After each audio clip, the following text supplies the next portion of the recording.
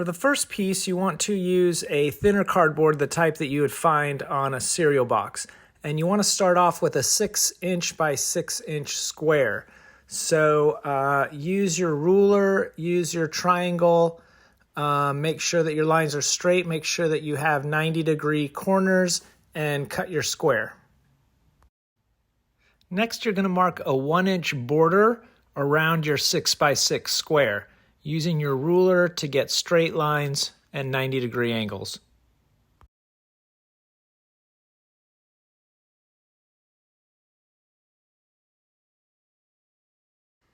Next, you will draw the zigzaggy, pointy things that will make the castle wall merlins. You won't be drawing in the little squares at each corner.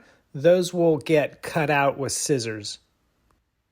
And these little pointy things do not need to be perfect, but you want to try to get them to look the same. You want to have high points on each of the edges and one high point directly in the middle. Try to copy it how I am drawing it here. And then go ahead and cut out those 4 corners with either scissors or an X-Acto knife.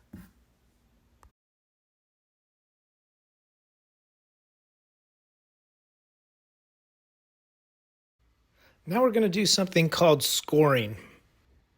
Scoring is a technique where you press into the cardboard and follow a line so you could make a nice crisp bend. You don't want to use something that's too sharp that'll cut all the way through it like an X-Acto knife. I like to use a ballpoint pen. It's blunt enough to make a nice crease into the cardboard, but it won't cut all the way through it.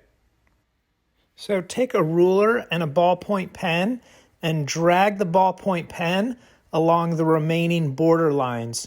I like to apply light to medium pressure a few different times so you could really kind of control how much you're digging into the cardboard. I'm using scissors to score this line. I see a lot of people using scissors to score. It's a little bit sharper, just make sure you don't cut all the way through. I prefer a ballpoint pen. You always want to score the side of the cardboard that is going to be bent back or fold outwards.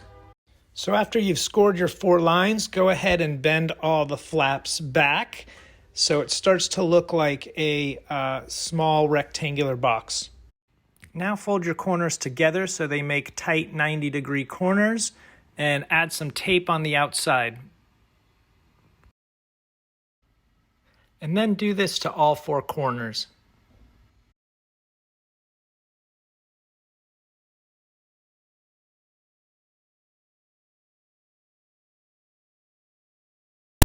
Then we're going to add tape to the insides of the corners to make it a little bit stronger.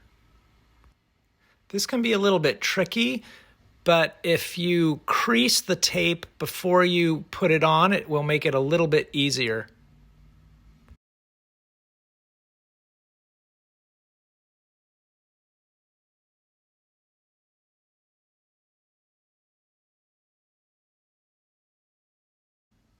After you have tape on all of the outside and inside corners, we're going to cut out all of the zigzaggy triangle shapes. Scissors will definitely work better than an X-Acto knife here, but you can do this with an X-Acto knife. After all your cutting is done, look around the piece for any pieces of tape that might be loose and press them back on or fold them over. And if you feel like you need to add more tape anywhere, just do it. It's always better to have more tape than not enough tape. And I always recommend going over the entire piece and just pressing the tape on again to make sure it really is stuck. And that is the end of part 1.